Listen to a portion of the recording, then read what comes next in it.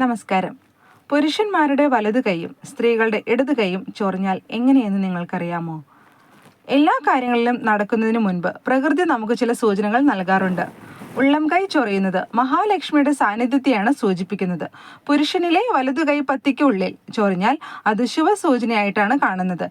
പെട്ടെന്ന് പണം ലഭിക്കാൻ പോകുന്നു എന്നാണ് ഇത് സൂചിപ്പിക്കുന്നത്.